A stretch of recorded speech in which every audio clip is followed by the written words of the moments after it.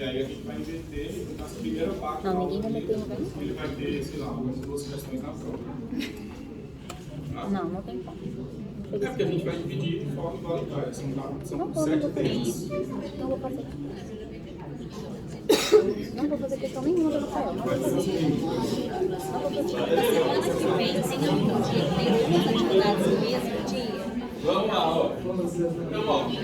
Mas tem que Essas ser um dia análises, de pessoal, essas circulação. análises malignas da mama, elas têm importância Na hora maior, do recreio eu chego. com certeza, quando a gente compara com as benignas, porque apesar de elas não serem as mais comuns são alterações benignas de fato, mas elas são, quando a gente compara com outras neoplasias que acometem as mulheres, elas são as mais comuns.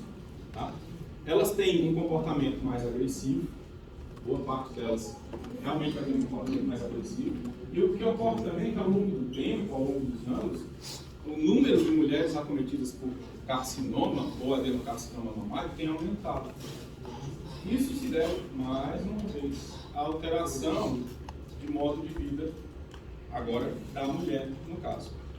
As neoplasias mamárias, elas têm muita correlação, uma correlação muito estreita, com a exposição ao estrógeno, principalmente. Tá? Elas dependem também, de certa forma, da progesterona, são influenciadas pela progesterona, mas diferente um pouco do que acontece com relação ao endométrio, aqui a progesterona ela vai ter uma capacidade menor, apesar de ela induzir processo proliferativo também, mas essa capacidade de indução ela vai ser secundária em comparação ao estrógeno. Então, os fatores desencadeantes delas são multifatorial, como a maioria das neoplasias.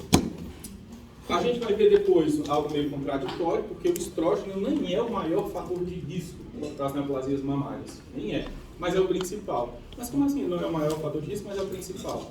Por uma questão que a gente vai falar agora. Ao longo da evolução humana, a mulher mudou muito o modo de vida dela. Então, se a gente fosse pensar, por exemplo, na época dos nossos, sei lá, dos meus bisavós e dos seus tataravós, a mulher era uma mulher que não tinha um trabalho fora de casa, né? Ela trabalhava, era uma pessoa que vivia para o lar, para a família. A função dela era essa, ela manter a família, manter a casa e ter filho. Basicamente era isso a função da mulher. Se a gente for falar, sei lá, de quantos anos? 60, 80 anos atrás. Por conta disso, e também por conta de questões de métodos contraceptivos que ainda não existiam em ampla escala nessa época, há 100 anos, sei lá quantos anos atrás, essa mulher também tinha muitos filhos.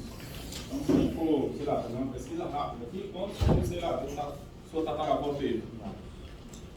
Quem tinha menos de 4, 5 filhos nessa época aí, mas tem algum problema no casamento. Porque a minha bisavó teve 17 filhos. 17. E isso era realmente a realidade. A mulher se casava com 14 anos, 15 anos, né?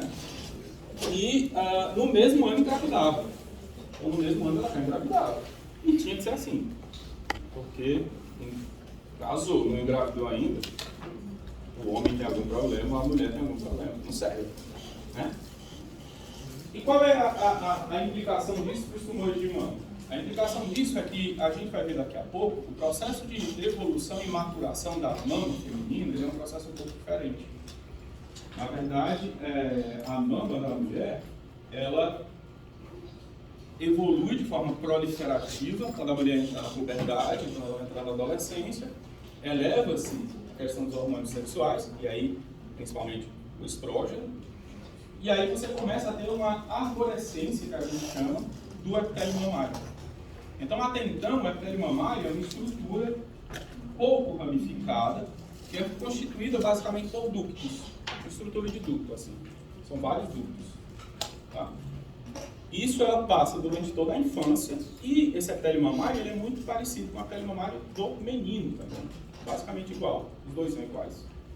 E a partir dessa fase aí de puberdade, adolescência, entra em cena então uma hormônio sexual, no menino a testa, na mulher o estrógeno, e aí começa então a haver esse estímulo estrogênico para que a ponta dessa estrutura de ducto, ela prolifere. E a partir desse momento então forma-se a estrutura lobular da mama. Ela é uma glândula complexa, é uma glândula composta, né? E ela é formada por um arranjo de estrutura túbulo acinar ou túbulo lobular, como se queira chamar. Um lóbulo mamário é um conjunto de ácinos. E esses ácinos são uma estrutura circular, glandular, né? Onde as células estão expostas em círculo. Elas produzem um material secretório, que é o leite, e jogam isso para dentro da luz. Isso aí vai sair via ducto lá na papila mamária, no mamilo dessa mulher, no momento em que há um estímulo para que isso aconteça. E desde que ela esteja, obviamente, produzindo leite, né? Há um estímulo de prolactina para que haja a produção desse leite. Então, esse processo de desenvolvimento da mama, ele ocorre e, na verdade, a partir da puberdade, né? E, na verdade, em cada ciclo menstrual da mulher, você tem um crescimento dessa mama, né? Principalmente na fase pré-ovulatória. Essa mama cresce da mesma forma, porque você tem pico de estrógeno, então aparece mais ainda. Passou essa fase de ovulação, você tem queda no estrógeno e você tem diminuição dessa mama de novo. Para as meninas, isso é facilmente notável. Dependendo da fase do ciclo que ela esteja, percebe-se que a mama se torna mais sensível, se torna mais... aumenta de volume essa mama também, fica mais dolorida. E aí, quando você tem a queda desse estrógeno, essas células elas entram em processo apoptótico. Então, todo mês prolifera epitélio mamário da mulher e entra em apoptose, depois que o ciclo passa. Prolifera, entra em apoptose. Prolifera, entra em apoptose. Então, são células que estão recebendo um estímulo estrogênio mensal, estão sendo estimuladas mensalmente a proliferar, só que tem um problema disso tudo. Esse epitélio mamário, ele não amadurece durante toda a vida da mulher. Ele é um epitélio imaturo. O epitélio mamário da mulher, ele só amadurece quando ela engravida e amamenta. Essa é a hora que ocorre a maturação desse epitélio. Então, deve haver uma gestação, deve haver amamentação, porque vai haver uma elevação da prolactina. E a prolactina que atua agora no processo de maturação desse epitélio mamário. Então, o estrógeno, ele atua como um indutor de proliferação dessa célula. A progesterona, ela induz em menor grau o processo proliferativo e atua também na maturação, tá? Mas também em menor grau. E a prolactina vai atuar induzindo a maturação completa dessa célula. Quando a gente fala que essa célula não amadurece até a gestação e a amamentação, isso tem uma implicação. Qual seria o problema dessa célula não amadurecer totalmente? Os processos de mutação são muito mais fáceis em células imaturas, mas que a gente vê o tempo todo ao longo da fisiopatologia. Célula imatura muta muito mais facilmente do que uma célula madura. É por isso, então, que mulheres que são nulíparas e que chegam à menopausa nulíparas têm uma tendência muito maior a desenvolver câncer de mama do que mulheres que tiveram vários filhos e várias gestações. Tá? E aí entra na história do aumento no número de câncer de mama, por uma série de fatores. Né? Hoje, a mulher não engravida mais precocemente, na maioria. Algum de vocês aqui tem a pretensão de até o próximo ano, por exemplo, ter um filho e engravidar? Não. Né? A mulher hoje, qual é a intenção dela? Qual é o objetivo dela? O mesmo do homem. Eu vou estudar, vou me formar, vou, por exemplo, vocês, tentar uma residência, eu vou terminar a residência, eu vou trabalhar, sei lá o quê, depois, se der tempo aí, tem um filho. Lá para 35, 37 anos. Mais ou menos isso hoje. Só que a vida sexual dessa mulher, ela continua se iniciando muito precocemente. Mas ela não quer engravidar. O que é que se faz? Anticoncepcional. Antes, a gente tinha uma quantidade muito maior de anticoncepcional hormonal, a base de estrógeno, principalmente. Tá? Hoje diminuiu e até um monte de ginecologista nem prescreve mais, mas são os mais baratos, os mais acessíveis. Então, não só isso, ela está engravidando de forma mais tardia, como ela passa a fazer uso de anticoncepcional, estrogênio. E aí você tem um aumento na concentração de estrógeno circulante nessa mulher, que acaba sendo superfisiológico, esse aumento. Ou seja, ela não vai engravidar tão cedo e para se manter sem engravidar, ela faz uso do anticoncepcional, que é a base do estrógeno. Eu estou estimulando um epitélio que não amadureceu totalmente a proliferar ainda mais. E aí, algumas vezes, algumas dessas mulheres, não só isso, mas fazem uso persistente da medicação. Às vezes ela nem para de tomar a medicação para que haja um ciclo menstrual, nada disso, continua tomando. Às vezes porque ela tem cólica menstrual pesada, e tem mulher, por exemplo, que a pressão chega a baixar, ela tem desmaio por conta de dor, cólica menstrual, uma série de fatores. Mas o que acontece é isso. Então essa exposição prolongada ao estrógeno, a gestação mais tardia, quando existe, a quantidade menor de filhos que essa mulher tem, hoje um casal que tem 3, 4 filhos é uma exceção.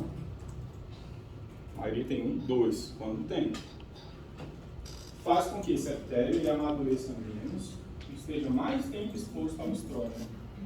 Então isso é um fator desencadeante do processo de neoplasia, principalmente maligna da mama.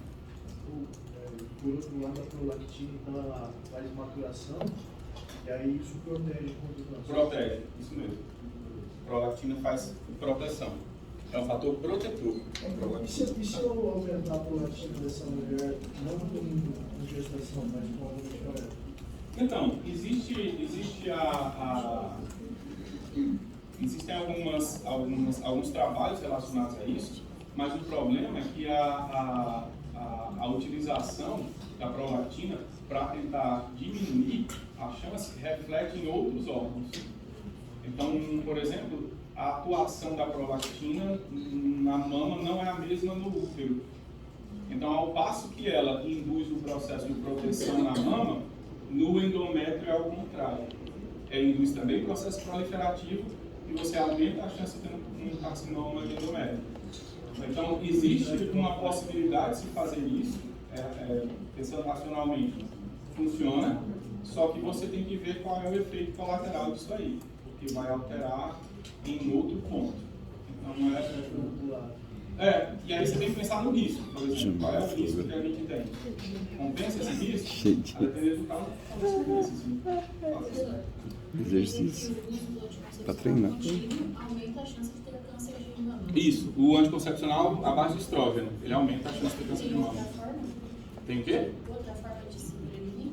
Tem. O anticoncepcional, por exemplo, à base de progesterona, ele causa, não vai proteger, mas ele atua de forma menos, como posso falar, diminuindo o risco, diminuindo a chance.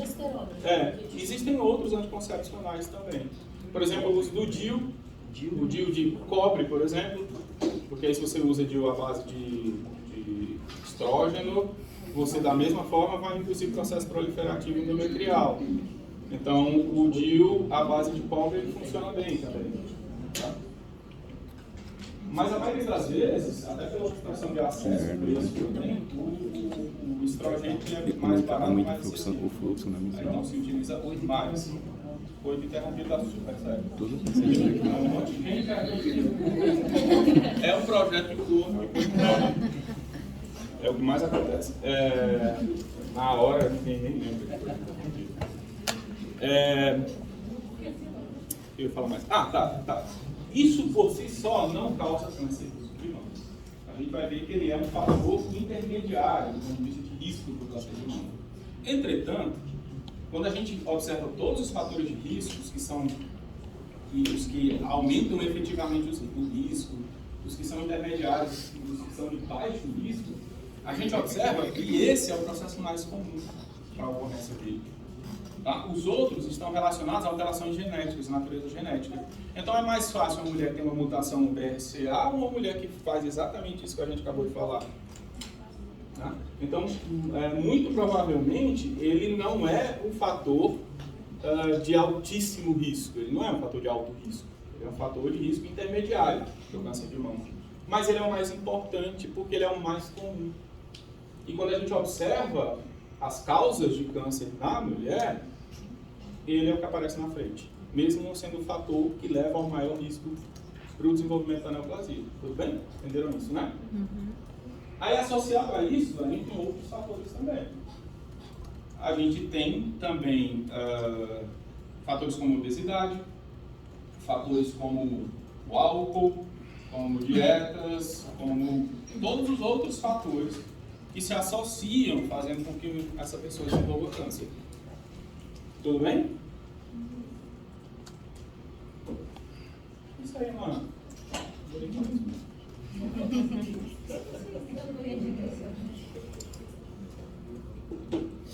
Ó, os dois é mais ou menos muito parecido, tá? Tanto o Robbins quanto o Bourdieu. Não vai ter tanta diferença, não. Desenvolvimento da mama. Ó, até a 5ª semana de gestação, 5ª semana de vida embrionária, você sabe mama de cadela? Mama de cadela, ela tem 5 pares. Prêmio ou não prêmio? Continua lá a mama. 5 pares. Então ela tem uma cadeia mamária esquerda, nesse caso é a direita, uma cadeia mamária direita e uma cadeia mamária esquerda. Normalmente inicia aqui em cima, né, na porção tórax, e vai até a região inguinal. Esse padrão é um padrão das espécies dos mamíferos. Inclusive nosso também, porque nessa fase embrionária, aqui, nós temos 10, 12 pares de mamas. O embriãozinho ele tem 10, 12 pares de mamas. Isso se chama linha do leite, tá? Ou linha da mama. E aí, a partir dessa fase aqui, ó, você começa a ter a involução dessa glândula mamária.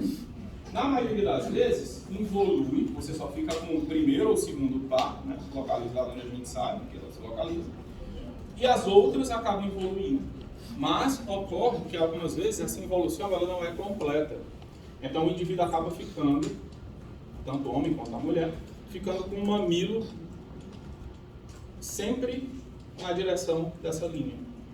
Então aparece muitas vezes em alguns indivíduos o desenvolvimento, ó, de mamilos adicionais. Nesse caso aqui, ó, acima da região mamária, e esse indivíduo aqui, percebam, sempre nessa linha, tá? Sempre nessa linha. Então esse indivíduo tem um mamilo abaixo. Normalmente a glândula mamária abaixo desse mamilo, ela evolui quase que completamente, Mesmo quando ele apresenta o mamilo residual, na maioria dos casos não tem glândula mamária abaixo, mas existem casos onde não houve a evolução completa dessa glândula mamária. Então, se a gente imaginar uma mulher apresentando isso, se ela já está, e aí através de estímulo de prolactina, você tem proliferação dessa glândula mamária residual e teoricamente isso aqui produziria leite, da mesma forma. Teoricamente poderia desenvolver um tumor de mama aqui também nessa mama que apresenta a análise aí, tá? Mas isso ocorre por conta dessa... Na verdade, isso aqui é um processo de evolução, né, dos seres mamíferos e que o homem acabou, ao longo da evolução, acabou perdendo em outros casos porque não se justificaria. Uma cadela tem uma ninhada, sei lá, 8, 10 filhotes. Uma mulher tem 1, 2, mas bem comum ter 2 ou mais de 2, né? Para superovular e ter mais de 2. Então não teria necessidade de haver essa linha de mama ou uma cadeia mamária completa.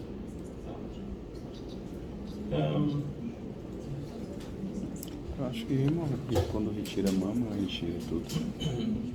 Só se a pessoa quiser. Aí o conceito de neoplasia mamária, neoplasia de células epiteliais, caracterizadas pela capacidade de invadir os tecidos adjacentes. O conceito de qualquer tipo de câncer, qualquer tipo de neoplasia, né? Carcinoma seria isso, neoplasia epitelial maligna. Só que dessa vez é da pele mamária e se caracteriza por essa capacidade aqui de invadir tecidos adjacentes. Em sua maioria eles são neoplasias invasoras mesmo, elas invadem tecido, tá? E a grande maioria deriva de células da unidade ducto-lobular. normalmente são ductos terminais. A gente já mostra isso aí para vocês, tá? Lá de ductos terminais. Esse é o local que é originado com maior frequência essas neoplasias. São neoplasias bastante heterogêneas. A gente tem algumas neoplasias que são benignas, permanecem como processos benignos, não evoluem de forma nenhuma para o processo maligno, mas temos neoplasias que já surgem, já nascem como processos malignos, se mantêm aqui, algumas vezes não evidenciam sintomatologia, e a paciente só descobre em estágio um tanto mais avançado, por isso a necessidade de fazer a mamografia, tá? Então seria isso aqui, ó, basicamente.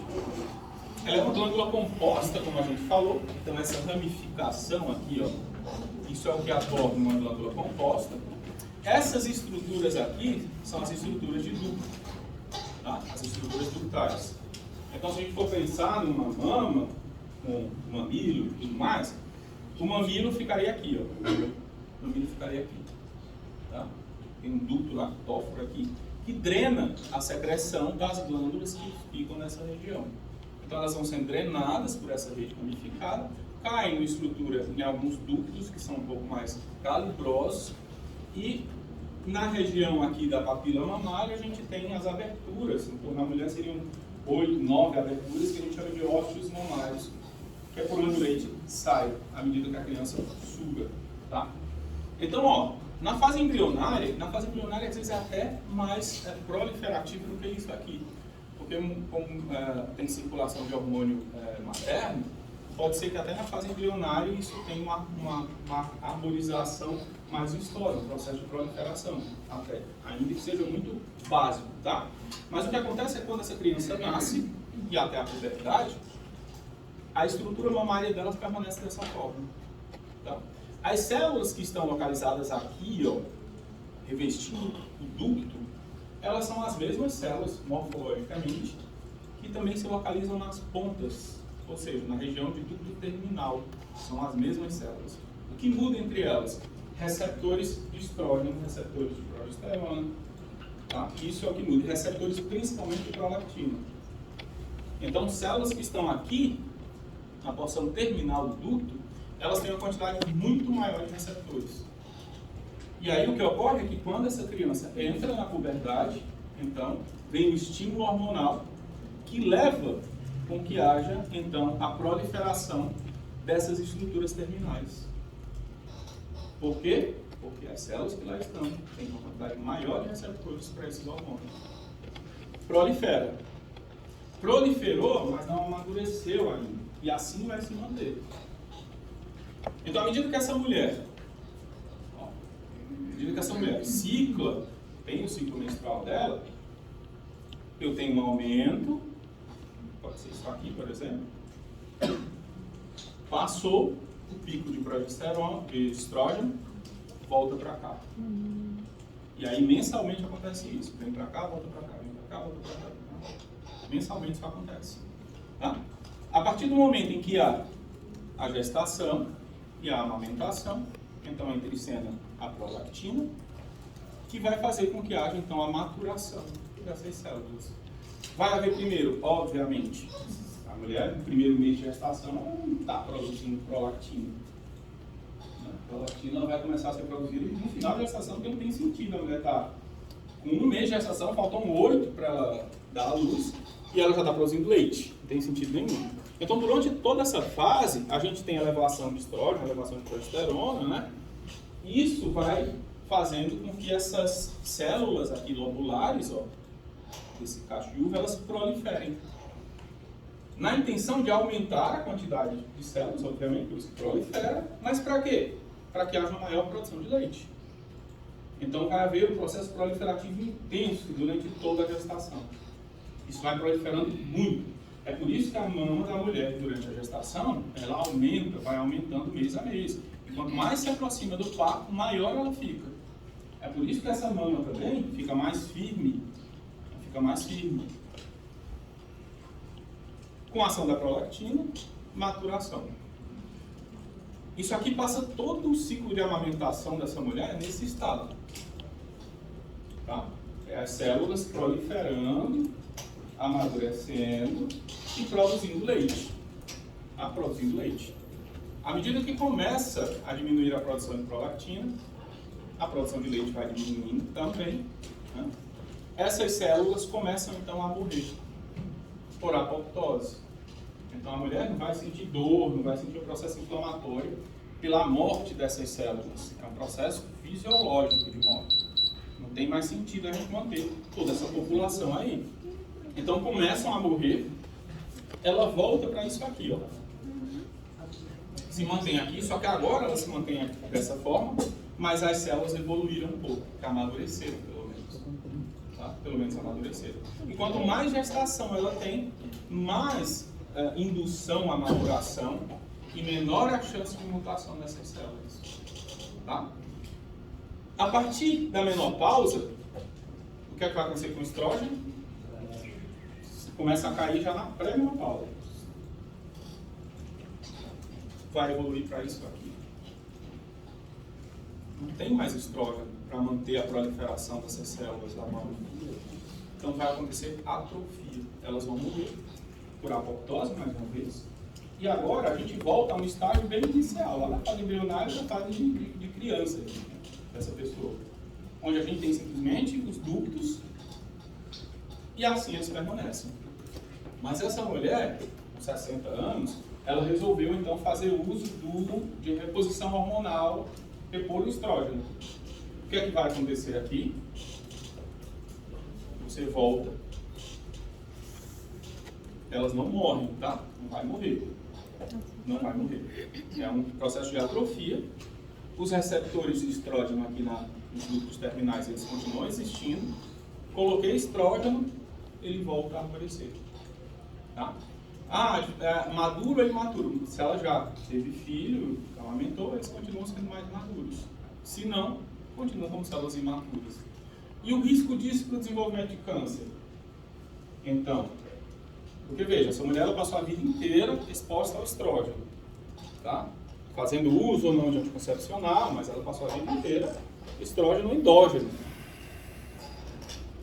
induzindo esse processo de proliferação à apoptose, proliferação à apoptose. E aí vamos pensar numa mulher que não teve filho ou não que teve filho, tanto faz. Vamos pensar numa que não teve filho, que aumenta a chance dela desenvolver o tumor. Beleza, estava assim, entrei com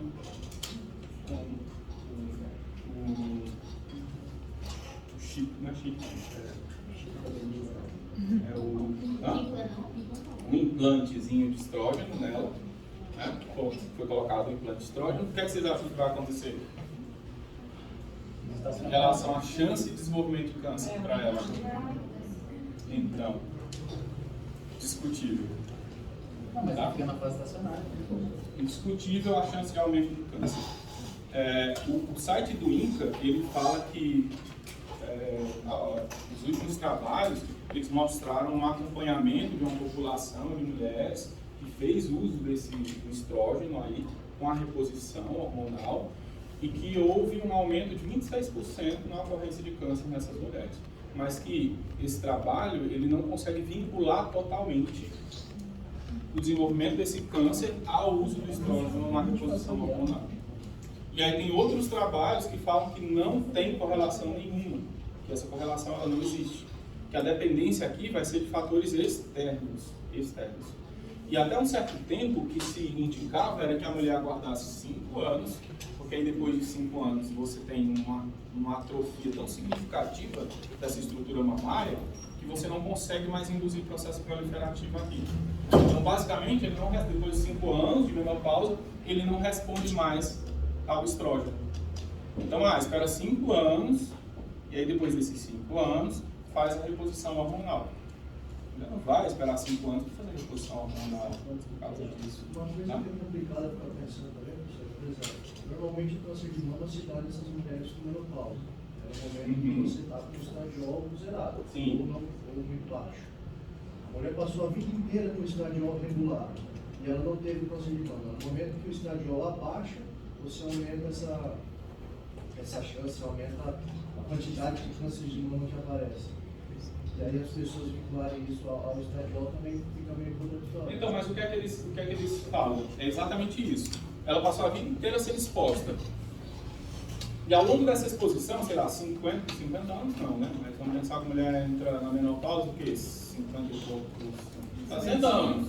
60 anos na menopausa. Ela menstruou, no marco dela foi com o quê? 14 anos? Então 60 menos 14 vai dar 44 anos, 46 anos, certo? 46 anos de exposição ao estrógeno. Ao longo desses 46 anos, óbvio que a gente tem que considerar os outros fatores externos, que é um câncer espontâneo de mama, houve indução a processo proliferativo e acúmulo de mutação. Então, o que eles falam é que a descoberta do tumor de mama aconteceu lá na menopausa, mas o desenvolvimento dele, o mecanismo de carcinogênese, foi antes da menopausa dela. Então, ela desenvolveu o tumor quando ela ainda tinha produção de estrógeno. Mas esse tumor, ele tinha um crescimento lento. Algumas vezes, se ele é dependente de estrógeno, a gente vai já discutir isso, porque o tumor, ele sofre mutação, beleza, é maligno, mas ele pode ou não ser dependente de estrógeno. Então, às vezes, o tumor, mesmo maligno, ele continua com os receptores de estrógeno. Joga estrógeno, o crescimento é mais rápido. Tira o estrógeno, diminui o crescimento. Outros tumores, não. Tanto faz como tanto fez o estrógeno. Independe. Então, ele fica ali, e aí, se ela entra na menopausa e tem um tumor que é dependente do estrógeno, ou que responde ao estrógeno, você diminui a taxa de crescimento dele. Mas como o processo de carcinogênese já aconteceu, e talvez esteja aí na segunda fase de promoção ou início de progressão, daqui para frente esse tumor pode progredir sem ter nenhum vínculo com o estrógeno. Nenhum vínculo. Então mesmo na menopausa, ela acaba desenvolvendo o tumor.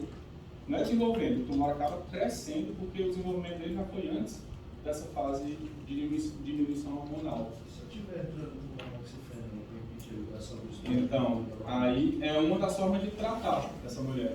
É uma das formas de tratar. Por exemplo, Se utiliza muito. se eu não quero perder os benefícios do estradiol dela, apesar de ela estar na menopausa, então vamos supor, eu faço uma reposição do estradiol nela e com o tamoxifeno, para que o tamoxifeno tenha essa ligação na mamária. Eu sei que o tamoxifeno ele é protrombótico, né? Exatamente. Tem o problema do efeito colateral dele. Mas seria possível algo nesse sentido? Seria possível, só que o que eles fazem é o seguinte: o tamoxifeno eles utilizam em mulheres que têm tendência ao desenvolvimento da neoplasia, que era a próxima coisa que eu ia falar. Vai fazer reposição hormonal ou não? Então, precisa avaliar a paciente. Tem histórico familiar de neoplasia de mama na família dela? Histórico familiar, não. Tem histórico familiar? Não tem. E se tem, é distante. Ela tem fatores de risco para o desenvolvimento da neoplasia mamária? Os exames mamográficos dela demonstram algum tipo de lesão, benigna ou maligna, de característica maligna ou benigna? Nenhuma dessas características indica um risco maior para o desenvolvimento do tumor. Então, ela está apta, sem nenhum problema, para fazer a reposição hormonal. Que aí controla-se também, e esse é um dos problemas, talvez, é controlar a dose, né, dessa reposição. Mas o acompanhamento com o endocrinologista, sério, feito da forma correta, né, ele vai considerar, inclusive, essas informações. Você tem uma tendência ou não? Vamos avaliar a sua tendência para tumor de mama. Se existe um histórico que indica que ela não tem essa tendência, pode-se fazer. E o que pode-se fazer também, antes do tamoxifeno, é fazer acompanhamento dela. Então, como ela continua, se ela tem mutação, ela já desenvolveu tumor de mama antes de entrar na menopausa. Porque mulheres com mutação, tanto mulheres quanto homens com mutação, acabam por desenvolver o tumor antes, às vezes, dos 30 anos. É um tumor caracteristicamente que uma mulher jovem desenvolve, quando tem presença de mutação do PSA. Então, assim, não é condenável essa reposição. Tá? Pode existir alguma relação aqui, mas vai depender muito da mulher que nós estamos fazendo a reposição. Tá? Então, eu acho que esse é o principal parâmetro. A Sociedade Brasileira de Mastologia, se vocês entrarem lá no site, eu fui procurar, eles contraindicam totalmente a reposição hormonal. Os caras são mastologistas. Né? Mas ele tem lá uma nota deles dizendo que eles contraindicam a reposição hormonal. Só que aí eu estou pensando na questão do desenvolvimento de um tumor que pode ou não acontecer. Tem uma chance de acontecer, a gente consegue, inclusive, às vezes, calcular qual é essa chance, dependendo da mulher. E aí tem que ver os benefícios que isso traz também para a mulher. Porque tem mulher que tirou o estrógeno, é um problema gigantesco para ela. Ela fica mal-humorada, não tem libido, fica fica com um canal vaginal seco, não tem lubrificação vaginal, e aí você tem uma perda de qualidade de vida gigantesca. A mulher perde a capacidade, não a capacidade, mas perde o interesse sexual. O colágeno, um dos maiores indutores de produção de colágeno é estrógeno. A gente vai ver, inclusive, aqui na mama ele faz isso. Então você começa, o seio fica mais caído, você começa a ter a pele mais flácida por conta disso. Você começa a ter uma série de alterações, o hormônio mexe em tudo, né? Então essa mulher começa a ter, às vezes, uma série de alterações de humor, de tudo. Então precisa se pensar desse ponto de vista também. Tá? O gatilho mesmo dos médicos mexe com isso. Normalmente a pessoa tem histórico da família, pessoas que não são cuidado. Tomar mais cuidado, né? Tem que ter. Realmente, um dos fatores de risco é esse, histórico familiar, de câncer de mama principalmente. Não, do fogacho. Ah, sim, tem muito calor mesmo. Do estrógeno, pro endométrio também, sério, também aumenta a chance. Também aumenta a chance. E lá não é só estrógeno, a progesterona também faz isso. Aqui não, a progesterona tem um efeito um pouco mais benéfico do que maléfico, mas ela faz também. Tá? Ó, aqui é só mais uma. Um esqueminha mostrando isso. Tá? Mostrando esse processo. Ah, e no menino, como é que acontece esse processo aí? Tá? O que é que vai acontecer aqui? Tem produção de testosterona, a produção de estrógeno vai ser mínima mesmo, mas ela acontece, tá? Então, o fato de haver uma produção de estrógeno nesse menino, e outra coisa também, o fato de você ter uma elevação na concentração de testosterona, isso pode fazer, principalmente em crianças que são mais gordinhas, que tem mais pênis adiposo, fazer com que a aromatase faça a conversão dessa testosterona em estradiol, e aí o estradiol sim vai agir aqui e vai levar a ginecomastia. Mesma coisa. Faz ginecomastia normal, absolutamente fisiológica, a ginecomastia durante a adolescência. Tá? Todo menino tem na adolescência. Estima-se que mais ou menos até os 17 anos essa ginecomastia ela seja normal. Diminuiu, a partir daí você começa a ter uma diminuição. Removeu o testosterona, não falha.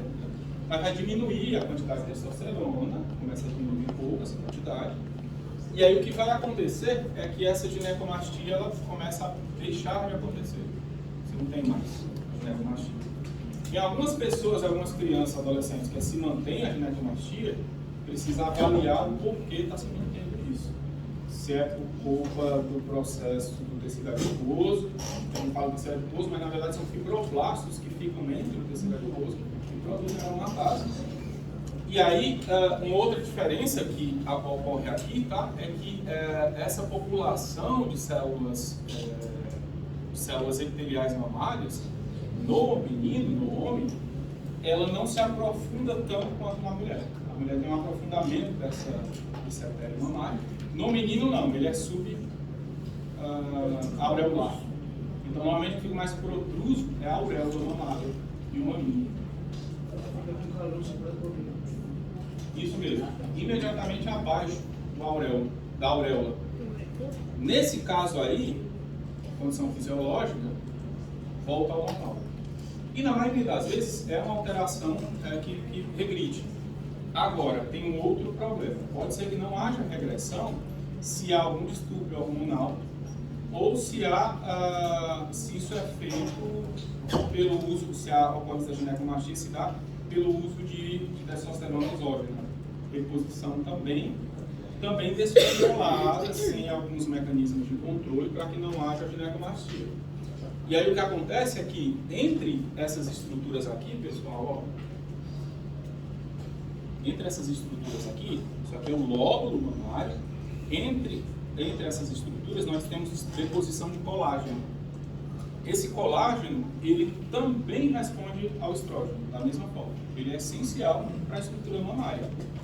Então, quando eu tenho estímulo de estrógeno na menina, o seio dela começa a se desenvolver, e aquele desenvolvimento todo do seio não é por conta do crescimento dessa glândula, não. Tá? Não é por conta desse crescimento da glândula, não. É porque há receptor de estrógeno em fibroblasto, induz processo de proliferação deles e sedimentação de colágeno. Então a mama ganha volume, e aí você vê o epitélio mamário, e entre o epitélio mamário uma grande quantidade de colágeno. Tá? No homem acontece a mesma coisa. E na ocorrência da ginecomastia, vai acontecer igual.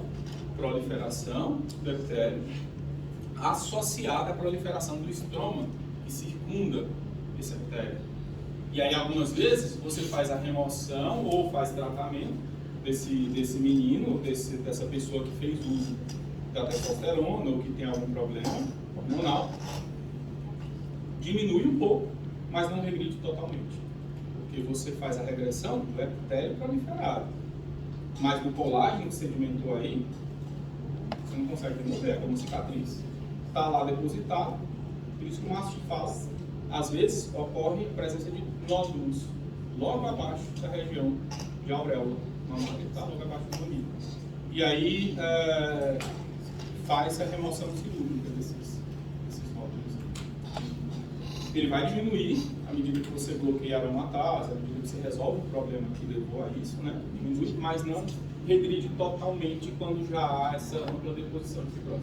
No menino, isso é mais difícil de acontecer.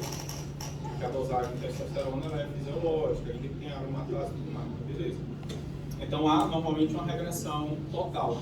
Agora, quando essa deposição ela é exógena, em níveis muito altos, e você não faz bloqueio de aromatase, aí você tem um problema maior, um pouco maior. Tá?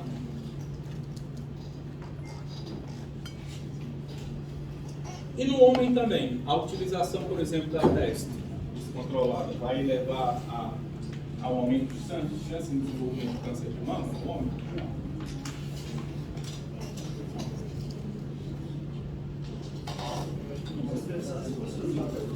Vai ter mais conversão por aromatase, vai ter mais estradiose. Mais estradiose tem mais proliferação. Pode ter mais chance. Na verdade, quando elas ocorrem, são raras de acontecer. Quando elas ocorrem, são neoplasias benignas, quase nunca malignas. No homem, a neoplasia maligna está relacionada diretamente à BRCA, a mutação do BRCA, hereditária. Ele tem um gene, já herdou o gene mutado, e aí ele desenvolve câncer de mama por conta disso, tá? Isso explicaria, pessoal, o fato de, por exemplo, mulheres... Hã? E se você subir o prolactina do homem? Subir a prolactina? Você consegue melhorar? Você vai fazer maturação dessas células, ele vai produzir leite, vai produzir leite. Às vezes não precisa fazer, né? Às vezes, fisiologicamente, você eleva a prolactina. Agora, eu não sei qual a condição se você conseguiria fazer isso. Tem? Bom? Tem hormônios Sim, mas nesse caso seria esteroide, não? Esteroide, né? Porque eu sei que tem alguns homens que fazem uso de algumas substâncias e esse indivíduo tem a ginecomastia e se ele comprimir a mama, sai leite. Mas aí você está tendo lá na hipófise o estímulo da produção da prolactina nele, né? Você toma algumas substâncias que estimulam. São esteroides derivados de progesterona. Então você vai ter. Mas só texto seria suficiente para fazer isso? A testosterona normalmente não, ela mexe mais com o estradiol. Normalmente as que vão mexer com a prolactina é a trebolona e a nolona, que é a decadrabolina, vendida na farmácia. Que o pessoal usa bastante. E por exemplo, são três dessa família: a trebolona, a decadrabolina e a gestricona, que é usada no tipo de beleza. São todos progestados. Todos esses aumentam a prolactina a depender da genética das pessoas. Tem gente que aumenta mais, tem gente que aumenta menos. Mas aí, por exemplo, se você estiver usando uma matéria que vai subir sua testosterona, vai converter mais, vai subir seu estradiol, tem uma proliferação maior. E você, ao mesmo tempo, estiver usando o hormônio desse que aumenta a sua prolactina também.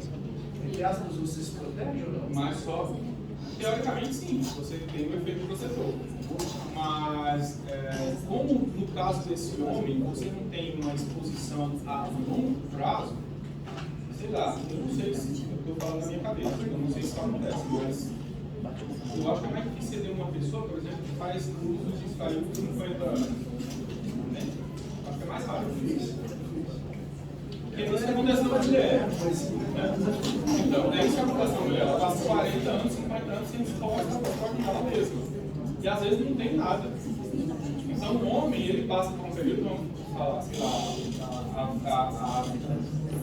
a vida profissional de um cara desses, quanto tempo ele passa? 20 anos?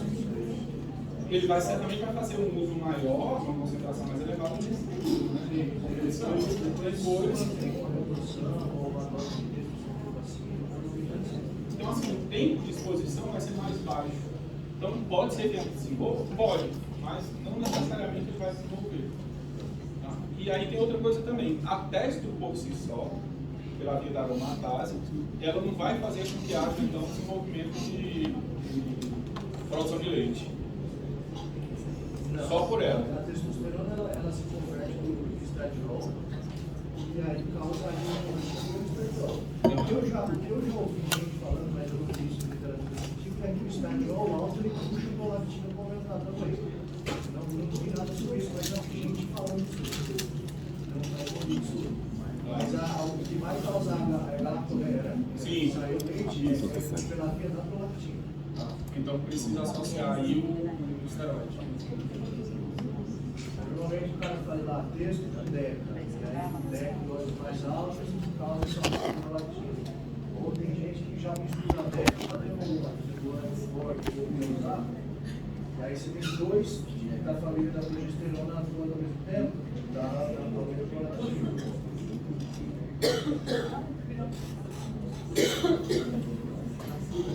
Ó, pessoal, vamos lá, continuando.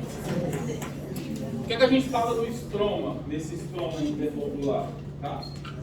Seguinte, isso aqui, ó, aliás, é o intralobular, né? Isso aqui é o histopatológico de mama, tá? Isso aqui é o lóbulo mamário, ó. Isso é um lóbulo mamário.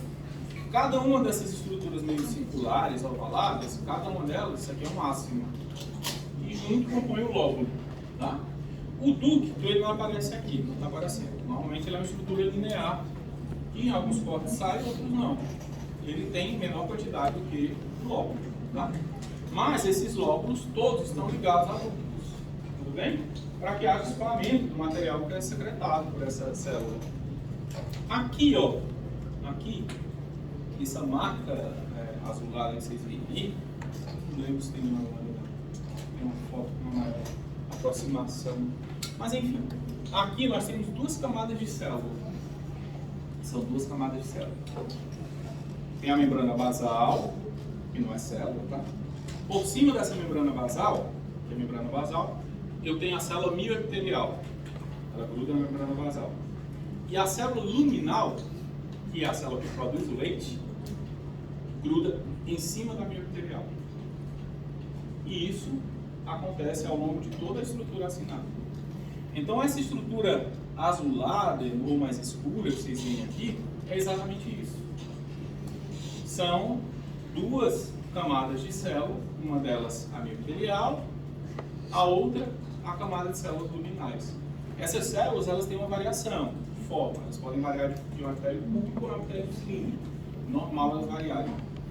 E essa estrutura aqui dentro, ó, é a luz desse. Lembram do alvéolo pulmonar? Ele não é um saquinho? Os pneumócitos não revestem esse saquinho? Mais ou menos assim. As células epiteliais revestem essa estrutura sacular, tá? Tanto que a comparação é essa mesmo.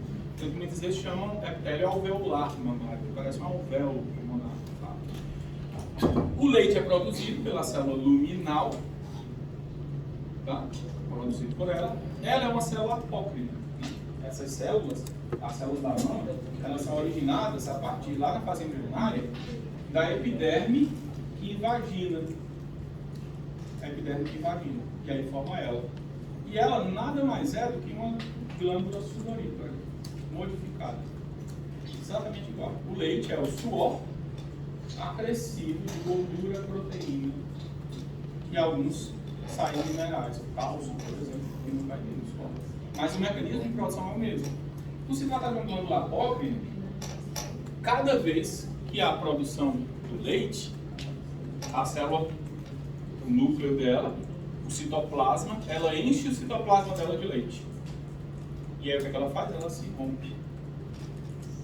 E essa ruptura faz com que o leite caia aqui dentro, nessa luz, nesse buraquinho. Tá? A mãe vê a criança, sente o cheiro da criança, coloca a criança para mamar, liberação de ocitocina. E aí entra em cena a célula mioepitelial. Ela tem receptor de ocitocina. Ela é uma célula epitelial, só que ela é uma célula epitelial especial. A função dela é contrair. Então aqui está a estrutura acinar mamária. As células estão aqui dentro, repletas de leite, produzindo, rompendo-se, jogando leite aqui na luz. Tá? Aí entra em cena então a ocitocina, que faz com que isso contraia. E aí o leite é ejetado. Tá? É uma glândula. Aquela luminal e a membrana basal é a glândula que é quem contrai, que ela e a despeja ali luminal dentro. produz o leite. É a célula que produz o leite na mão. Que é a descida do leite.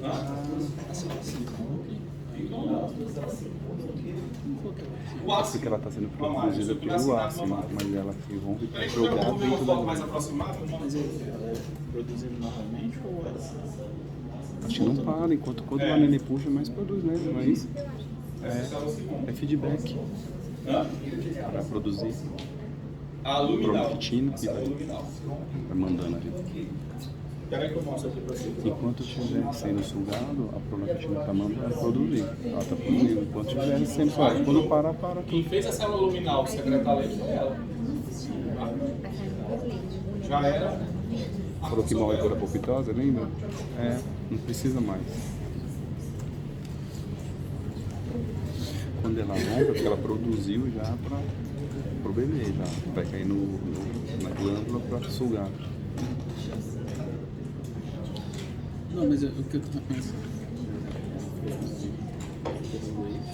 Aí ela Só para facilitar a compreensão, você está fazendo outra aula. É. Aquele ciclo, lembra? Ele está funcionando porque tem a presença da prolactina. Ó, a glândula mamária, aliás, a mama, a glândula mamária, a mama. Papila mamária, que a gente chama de mamilo também, né? Aqui é a auréola mamária. Então aqui nós temos tudo. Ó, isso tudo é estrutura vital. Tá? Criança não tem essas estruturas arredondadas. Não tem. A partir do estímulo hormonal da puberdade, se inicia na puberdade, você tem o estrógeno se ligando na ponta dessa estrutura vital e induzindo a proliferação, formando essas estruturas aqui, ó, que a gente vai chamar de lóbulo mamário. Então, esses lóbulos mamários, elas são as unidades de produção e elas são constituídas pelo ácido mamário. Todas elas são ligadas a núcleos menores que vão se tornando mais calibrosos até chegar lá no final. Tá? Então, ó, oi? Se o nódulo é lá atrás, a ginecomastia, o caroço fica pertinho. Porque é mais perto. Porque a ginecomastia é uma alteração do homem, é uma alteração masculina. E na glândula mamária do homem, essa estrutura ela é mais curta, porque eu não tenho estroma para sustentar. Tá? Então ela é bem aqui, de fato. Na verdade, isso se relaciona muito mais, viu, Márcio, à concentração do estrógeno. Então, como eu tenho uma baixa concentração de estrógeno, eu não tenho uma ramificação completa disso. Eu não tenho a ramificação completa. Na mulher, a gente tem ampla ramificação por causa da concentração do estrógeno que ela é submetida. Entendeu? Então, ó, essa estrutura aqui seria a unidade funcional da mama. Então, tem uma luz, tá? Essas células são as células luminais. São elas que produzem o leite. Abaixo dela, não sei se vocês conseguem ver, que tem uma célulinha mais chata, junto da membrana basal, que é essa estrutura vermelha. Essa é a mioepitelial. Então, o que vai acontecer é que essa célula produz o leite, armazena no citoplasma dela, e aí, quando está cheio, ela começa um processo de citoplasma dela. Ela se mata para que o leite seja secretado. Então, por isso, a gente precisa, nesse epitélio, de uma reposição contínua dessas células. Porque senão, não tem produção de leite. Ela só produz uma vez. Tá? Então, ela rompe, libera o material aqui para dentro. Tá? E aí, através do estímulo da ocitocina, essa miofilial contrai, então isso aqui diminui. Ora, esse aqui dentro está cheio de líquido. E eu estou apertando, o que vai fazer é que esse líquido sai e joga por aqui. Tá? O estímulo para isso é o contato também com a criança. Esse é o estímulo. Não precisa nem dar sucção, basta ela ver a criança, sentir o cheiro da criança, que ela começa a produzir ocitocina. Tá? Aí, aproveitando isso aqui, ó, a gente tem a estrutura mamária, que é o lóbulo, tá? Aqui são os ductos terminais do lóbulo, da mesma forma. As células luminais estão aqui, produzindo leite e tudo mais. E aí, isso aqui, que eu acabei de citar para vocês, célula mioepitelial, célula luminal, isso é o parênquima mamário. São as células que exercem a função da mama, tudo bem? Mas a gente tem também o estroma mamário, que na verdade é muito maior do que o parênquima mamário. Esse estroma mamário, ele é constituído por tecido conjuntivo fibroso, denso. Só que nós temos dois tipos, que tem a mesma composição, basicamente. Nós temos um que a gente chama de intralobular, que se deposita aqui, ó. E tem o interlobular, que se deposita aqui. Isso vai ter importância daqui a pouco para a gente, essa informação. Tudo bem com relação a isso? Aqui a gente consegue ver o interlobular, ó, isso aqui é o estroma interlobular. Percebe que são fibras de tecido conjuntivo, que elas são mais densas? Olha a cor, olha a deposição, não há densidade maior. Essa daqui, ó, é a intralobular, tecido conjuntivo intralobular. Olha como é mais espaço, menos denso, não é? E aqui, a estrutura mamária, célula luminal, célula epitelial e a luz por onde vai escoar o leite, material produzido, material secretório que é produzido. Tudo bem?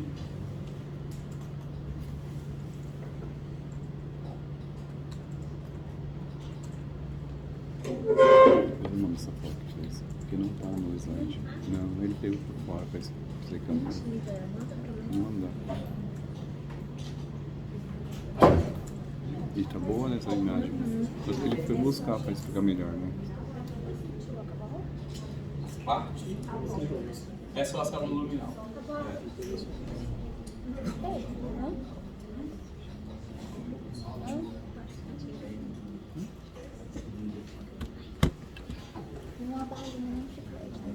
Aí o que é que a gente tem então? A importância. Aliás, vamos falar primeiro como é que acontece. O que é que a gente tem de diferença morfológica? Diferença morfológica, tá? Visual. Entre a mama de uma pessoa jovem, de uma mulher jovem, bem jovem, sei lá, 18 anos, e a mama de uma senhora de 60, 70 anos. Visualmente, qual a diferença das duas mamas? É isso mesmo, fala lá. Isso mesmo. A flacidez, a textura dessas glândulas mamárias. Tá? A mulher jovem, ela tem uma glândula mamária muito mais firme. Muito mais firme. Volta a ter a questão hormonal envolvida nisso. Por quê? Porque a glândula mamária da mulher jovem, ela é constituída basicamente do epitélio mamário em mínima quantidade. Ela está amamentando? Tá. Ela está grávida? Não está. Então eu tenho uma quantidade pequena de lóbulos e de ácidos dentro desses lóbulos, só para manter essa população, que vai aumentar e diminuir significativamente, né, pelo ciclo menstrual. E ao redor disso, uma quantidade muito grande de tecido conjuntivo fibroso. Então é esse colágeno em grande quantidade aí que deixa a mama da mulher jovem firme. À medida que a mulher envelhece, porque ela começa o processo de amadurecimento dela, e aí, a partir dos 30 anos, isso começa a acontecer, tá? Próximo dos 30 anos, você vai ter a substituição desse colágeno por tecido adiposo. Então, aqui já começou a aparecer, ó, adipócito, tá vendo? E o que a gente tem é isso aqui, ó, numa mama de uma pessoa mais velha. O que é que vocês acham que é a diferença de consistência de tônus entre tecido adiposo e colágeno? Né? Colágeno, ele mantém firme aquela mama. O tecido adiposo, não, ele é macio. Então dá flacidez a essa mama. Por que isso acontece? Porque essa mulher está tendo diminuição de estrógeno também ao longo da vida dela. Naturalmente vai acontecer essa alteração. Naturalmente acontece essa alteração. Isso tem importância significativa no diagnóstico das neoplasias mamárias, que a gente vai ver daqui a pouco para falar de mamografia. Mas, do ponto de vista de mamografia, primeiro, olha a diferença. Isso aqui é a mama de uma pessoa jovem, tá? Uma mulher jovem. Vocês estão vendo que é bem esbranquiçada a mama? A mamografia nada mais é que um raio-x. Você esmaga a mama, esmaga nele, aperta a mama e faz um raio-x dela. Tá? É isso. Ou seja, no raio-x, quanto mais clara aquela área, o que é que tem? Quanto mais clara, mais densa, menos radiação ultrapassou ali. Tudo bem? Por que isso acontece? Eu tenho muito colágeno aqui. Então ele é denso, ele impede a passagem completa dos raios-x. Tá? O colágeno vai impedir. Por isso a mama fica esbranquiçada quase que na sua totalidade. É um cinza esbranquiçado. Na mama da mulher mais velha, que já houve substituição pelo tecido adiposo, olha o que acontece. Como há uma densidade bem menor, o tecido adiposo ele favorece a passagem da radiação. E aí, ó, quase eu não tenho. É um cinza, na verdade, mais escurinho quando a gente compara as duas. Tudo bem? Aqui é a glândula mamária gestante. Olha a diferença dessa para essa. Tá? Na mulher jovem sem gestação, 90-95% da mama dela é colágeno, basicamente. Colágeno. 5% é de fato a pele mamária. Quase nada de pele mamária. Na mulher grávida, ó, substitui isso aí. Quase que na sua totalidade nós temos a pele mamária, porque precisa produzir leite. Então a elevação do estrógeno durante a manutenção da gestação faz com que essas células proliferem. Elas vão proliferando. Tá? E aí se mantêm proliferadas, vão produzindo o leite. À medida que diminui esse consumo de leite, a criança vai crescendo, você vai tendo estímulo para diminuição da produção, as células vão morrendo, a glândula mamária volta ao normal. Volta para isso aqui, ó? Não volta para isso aqui. Ela vai ter, então, depois da gestação, colágeno, mesmo que ela seja jovem, mas ela passa a ter uma quantidade muito maior de tecido adiposo do que ela teria se ela não tivesse engravidado e amamentado.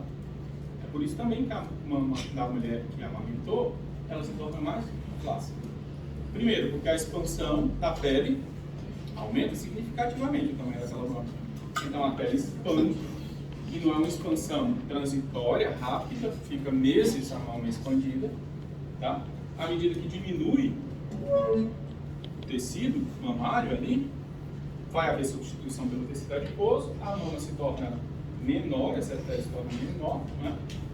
Aliás, todo o tecido mamário se torna menor, a pele está mais flácida, foi esticada, então se torna mais caído, mais flácido, e ela se torna mais macia, aumenta-se muito a flacidez, okay? Por conta da substituição pelo tecido adiposo. Óbvio que se ela é jovem, a menina, 25 anos, ela engravidou e amamentou, não vai ter o mesmo nível de tecido adiposo de uma mama de uma senhora de 50, 60 anos, tá? Mas eu já tenho certa substituição aqui, ok?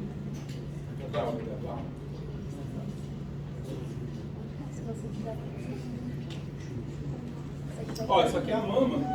Isso aqui é a mama de uma Isso aqui é a mama de uma mulher, tá? No início de puberdade, por exemplo.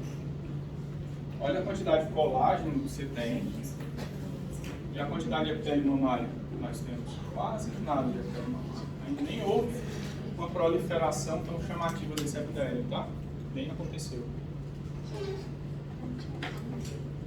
Mama lactacional. Isso aqui é ducto, ó, ducto mamário. Tudo é ducto mamário. Então, tem inclusive material secretório aqui dentro. Tá? E olha a quantidade gigantesca de epitélio mamário que a gente tem. Ok? Ó, com relação à epidemiologia, quando a gente separa por sexo, divide por sexo, olha a porcentagem de ocorrência aí dos tumores do homem e da mulher. Aqui é gestante, né?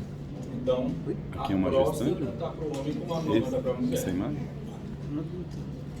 Então, a gente tem uma quantidade bem grande de casos de neoplasismo mamário na mulher. Tem muito ducto, ela falou. E é o tumor certamente mais Tem ativo. material, né? É essa, né? Que não tem.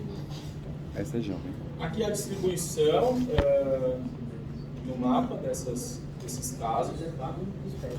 Não é?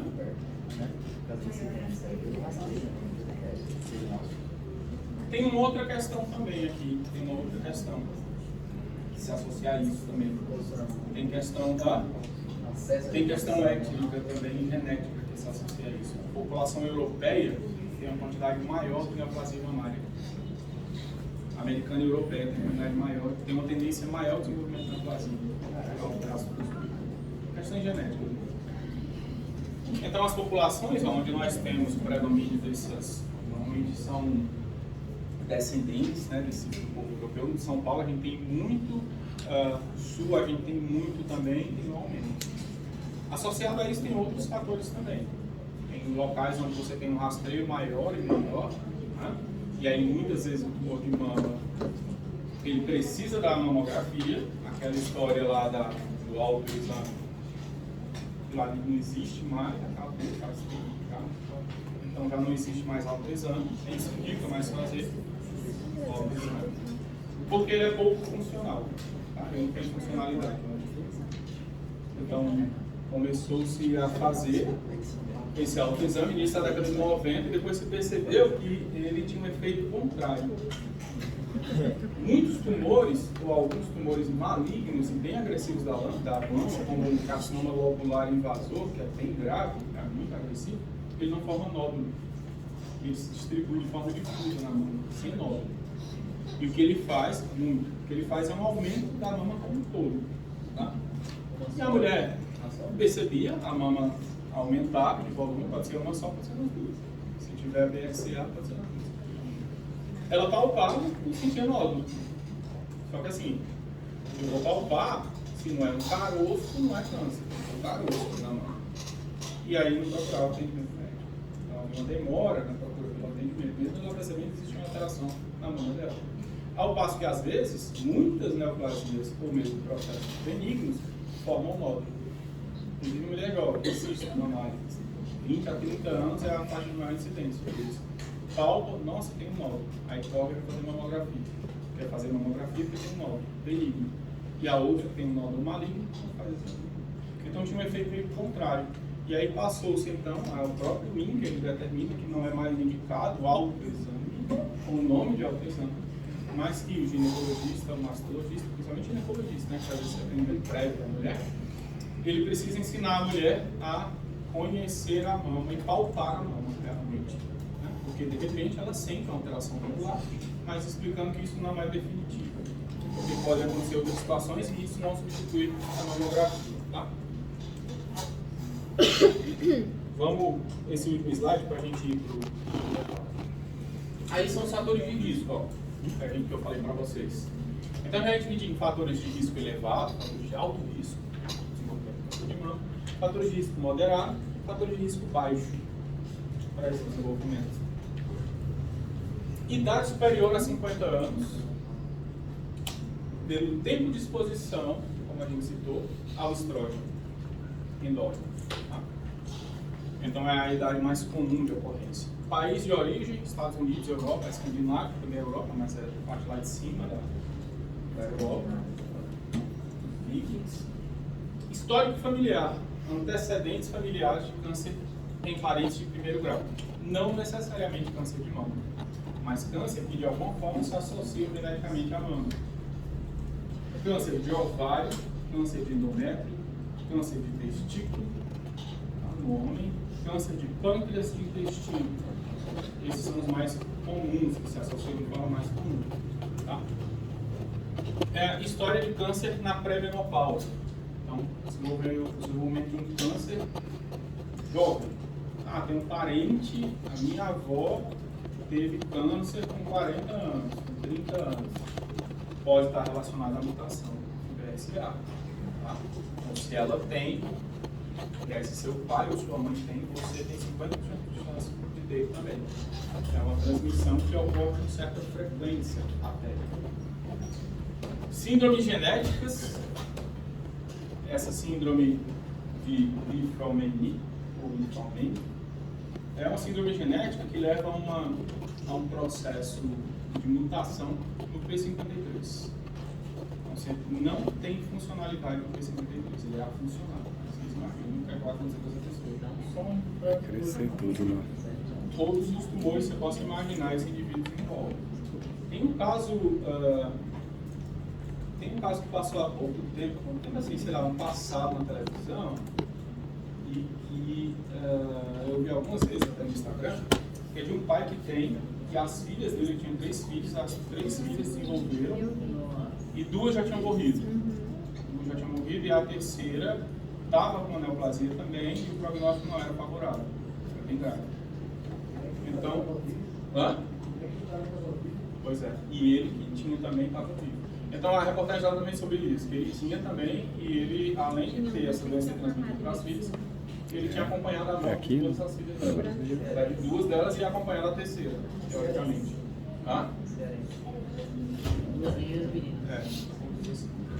Então ele tinha essa síndrome exatamente, aí pensa, P53. Não é ninguém daqui não, não sabia não. Morreu?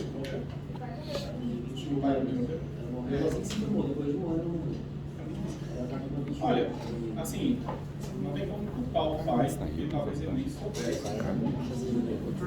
Assim, se você sabe que tem uma síndrome dessa, é bem complicado. E depois quem vai mais sofrer é você.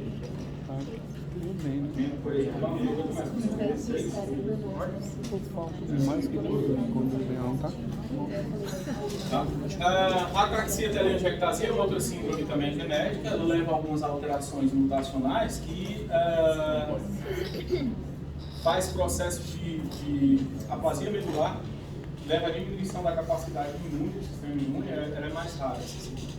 E ela leva também à ocorrência mais frequente de neoplasia, principalmente epitelial, qualquer neoplasia epitelial, incluindo mama.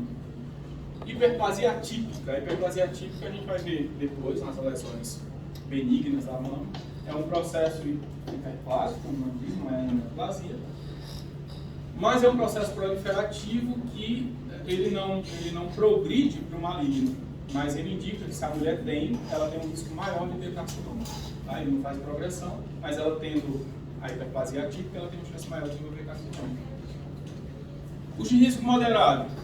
Qualquer antecedente familiar de câncer de mama. Então, a minha tia-avó teve câncer de mama. E eu tive uma prima também que teve, e não sei quem teve. Então, quanto mais parente você tem, aumenta mais a sua chance também de ter isso, tá? Estimulação estrogênica prolongada. Lembra-se que eu falei? Ele nem é um dos principais fatores de risco, mas ele é mais comum para a mulher. Tá? Quem é que tem essas síndromes, por exemplo, ou pouquíssimo, é mais raro. Tá? E aí, ó, nuliparidade, menarca precoce, menopausa tardia, ou seja, menarca precoce, menopausa tardia, maior tempo de exposição ao estrógeno endócrino. Primeira gestação tardia, após 35 anos. Difícil hoje uma mulher que tem gestação antes de 65. É bem raro acontecer. maioria. Quer dizer, é a última chance da Gestação mulher é agora, acima sabia? de 35 anos. de É a fato. última chance. Histórico 36. pessoal de câncer de ovário no Se endométrio. engravida depois, é síndrome. Exposição à radiação Os ovos, ionizante. acabou. De que forma exposição à radiação ionizante?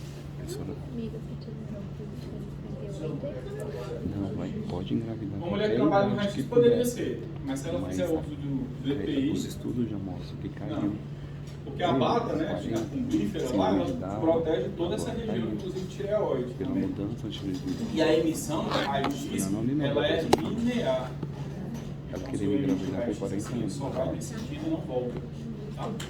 Então diminui a chance. Na verdade, esse caso aqui se relaciona mais a mulheres que fizeram tratamento por radioterapia. Então, vamos pensar na mulher. Linfoma é uma doença que acomete pessoas jovens também, né? Tem muita criança que desenvolve linfoma, leucemia. Então, vamos pensar numa criança que desenvolveu linfoma. Aí faz tratamento quimioterápico, resolve o problema. Você tem diminuição da taxa de crescimento, alguns nódulos desaparecem, mas às vezes, no final já do tratamento, você tem nódulos residuais. Tá? Nódulos residuais. E aí a indicação então é a radiação desses nódulos. E aí, alguns desses nódulos podem ser nódulos mediastínicos, linfonodo mediastínico, cadeia mediastínica. Então faz a irradiação desses nódulos. Existe uma estrutura que a mulher usa, que aliás, qualquer pessoa usa, né, que é para focar a radiação exatamente onde você quer, no nódulo. Tá? Você não vai fazer radiação na pessoa inteira, numa área mais ampla, porque é muito deletério. Então ele foca, mas passa a radiação. Então se ela é mediastinal, radiação mediastinal, ou um tumor de pulmão, por exemplo, que essa mulher tem, com certeza, mesmo com a fotoproteção, a mama vai ser afetada. Vai ser bem afetada essa mama. E aí, anos depois, ela pode vir a desenvolver um carcinoma por conta dessa exposição à radiação. Hiperplasia ductal usual, essa é um outro tipo de hiperplasia. Hiperplasia ductal típica. Ela tem uma chance menor de desenvolver carcinoma, a mulher que tem ela. Né? A maior é aqui na hiperplasia atípica. Mas existe uma chance também dela vir desenvolver, uma vez que ela apresenta essa lesão. E os fatores de baixo risco são reposição hormonal na menopausa, ingestão de álcool, obesidade após menopausa. Por que obesidade após a menopausa? Aromatase. Exatamente. E às vezes, essa mulher, ela não tem mais um nível elevado de estrógeno circulante, e ela vai ter um nível elevado. Não elevado, não seria elevado, mas pelo fato de ser uma mulher, ela vai responder muito mais a testosterona que ela tem circulante. E é por isso que é muito comum as senhoras terem pelo facial. Né? Você vê uma senhorinha, bem idosa, tem um monte de pelo facial, a voz às vezes engrossa, por conta disso. Às vezes é por conta de ideia. Pode fazer a conversão também pela aromatase, principalmente quando uma pessoa obesa, tá? Então ela pode fazer conversão pela aromatase. E não o suficiente da pouco estrógeno, aliás, dessa testosterona, fazendo indução do processo de proliferação dessa mama. Já tem o tumor, então essa aromatase transforma essa testosterona em estrógeno, tá? O pouco que ela tem, induz proliferação dessas células epiteliais da mama, ou aumenta a velocidade de proliferação delas. Tá? Ao mesmo tempo em que a testosterona por si só induz essas outras alterações. Estatura elevada na adolescência. Por que estatura elevada na adolescência? Pessoas que têm alta estatura, mulheres que têm alta estatura na adolescência têm uma chance maior de tumor de mama. GH e maior circulação de fatores de crescimento.